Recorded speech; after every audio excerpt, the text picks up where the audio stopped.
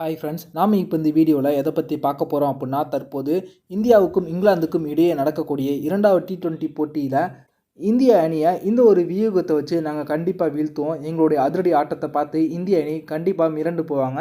இந்திய அணியோட பவுலர்களுக்கு சரியான பதிலடியை கொடுப்போம் அப்படின்னு சவால் விட்டுருக்காங்க இங்கிலாந்து அணியின் கேப்டனான ஜோஸ் பட்லர். அது பற்றின முழுமையான விவரத்தை பார்ப்போம். தற்போது இந்தியாவுக்கு சுற்றுப்பயணம் மேற்கொண்டு இருக்கக்கூடிய இங்கிலாந்து அணி பார்த்தீங்கன்னா 5 போட்டியில் கொண்ட T20 தொடர்லையும் 3 போட்டியில் கொண்ட ஒரு நாள் தொடர்லையும் விளையாட இருக்காங்க.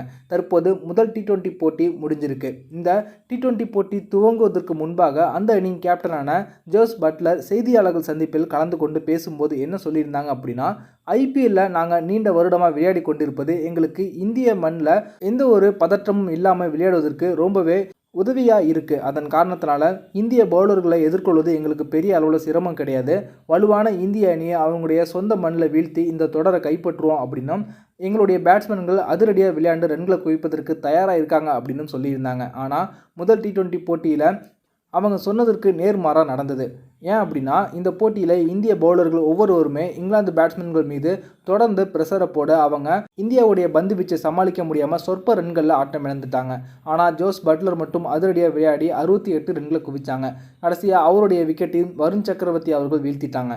அதன் பிறகு களமிறங்கின இந்திய அணி பார்த்தீங்கன்னா 13.4 ஓவர்களிலேயே ஈஸியாக இந்த போட்டியை வெற்றி பெற்றுட்டாங்க. அதுலேயும் அபிஷேக் சர்மா அதிரடியாக விளையாண்டு 5 பவுண்டரி 8 சிக்ஸர்களோடு 79 ரன்களை குவிச்சாங்க. இந்த போட்டி முடிஞ்சதுக்கு அப்புறம் பார்த்தீங்கன்னா ஜோஸ் பட்லர் அவர்கள் என்ன பேசியிருக்காங்க அப்படின்னா, ஆடுகளம் முதல்ல பேட்டிங்க்கு சாதகமாக இருப்பது போல தான் தோணுச்சு. ஆனால் ஒரு சில ஓவர்கள் பார்த்தீங்கன்னா வேகப்பந்து வீச்சாளர்கள் மற்றும் சுழற்பந்து வீச்சாளர்கள் இவங்க 2 பேருக்குமே பந்தில் ஸ்விங் அதிகமாக ஆனதன் காரணத்தினால எங்களுடைய பேட்ஸ்மேன்கள் அதை ஏமாந்துட்டாங்க.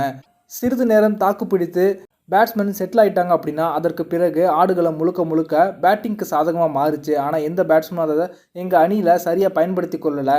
எனக்கு நான் ஸ்ட்ரைக்கர் எண்டில் மற்றொரு பேட்ஸ்மேன் செட்டில் ஆகி நின்றுருந்தாங்க அப்படின்னா கண்டிப்பாக இந்த ஸ்கோர் ஒரு மிகப்பெரிய ஸ்கோராக அமைஞ்சிருக்கும். அதற்கு பிறகு இந்திய அணியை நாங்கள் பவுலிங்கில் கட்டுப்படுத்தி இந்த போட்டியில் வெற்றி பெற்றிருப்போம். களம் இறங்கின எந்த ஒரு பேட்ஸ்மேனுமே நிலைத்து நின்று விளையாடாததன் காரணத்தினால சொற்ப ரன்களை எங்களால் எடுக்க முடிஞ்சுது அப்படின்னு ஜோஸ் பட்லர் சொல்லியிருக்காங்க. அது மட்டும் இல்லாது இரண்டாவது இன்னிங்ஸில் இந்திய பேட்ஸ்மேன்கள் ஆடுகளத்தின் தன்மையை சரியாக புரிந்து கொண்டதன் காரணத்தினால தான் அவங்க செட்டில் ஆகும் வரைக்கும் பார்த்தீங்கன்னா ரொம்பவே பொறுமையாக விளையாடிட்டு அதற்கு பிறகு ஆடுகளம் பேட்டிங்க்கு சாதகமாக மாறினதுக்கப்புறம் அவங்க அதிரடியாக ரன் குவிப்பதில் களமிறங்கிட்டாங்க. இது போல் நாங்களும் பண்ணியிருந்தோம் அப்படின்னா கண்டிப்பாக இந்த போட்டியில் இந்திய அணியை ஈஸியாக வீழ்த்திருப்போம். ஆனால் இரண்டாவது போட்டியில் இந்திய அணியை வீழ்த்துவதற்கு எங்ககிட்ட ஒரு மிகப்பெரிய திட்டம் இருக்குது அப்படின்னு தற்போது சொல்லியிருக்காங்க. அதாவது சுழற்பந்து வீச்சாளர்களை அடித்து விளையாடுவது அவங்க தற்போது திட்டமாக கையில் எடுத்திருக்காங்க. ராஜ்கோட் மைதானம் தற்போது வேகப்பந்து வீச்சுக்கு சாதகமான சூழ்நிலை நிலவும் அப்படின்ற ஒரு காரணத்தினால சுழற்பந்து வீச்சாளர்களை அதிரடியாக அடித்து விளையாண்டோம் அப்படின்னா அவங்க மீது ப்ரெஷர் போட முடியும். அவங்களுக்கு வேகப்பந்து வீச்சிலையும் அனுபவம் வாய்ந்த பவுலர்கள் இல்லை அப்படின்ற ஒரு காரணத்தினால இந்த இரண்டாவது போட்டியில் வெற்றி பெறுவதற்கான ஒரு நல்ல திட்டம் எங்ககிட்ட இருக்குது அப்படின்னு தற்போது ஜோஸ் பட்லர் அவர்கள் சொல்லியிருக்காங்க. இந்த வீடியோ உங்களுக்கு பிடிச்சிருந்துச்சுன்னா லைக் பண்ணுங்கள், ஷேர் பண்ணுங்கள். நன்றி.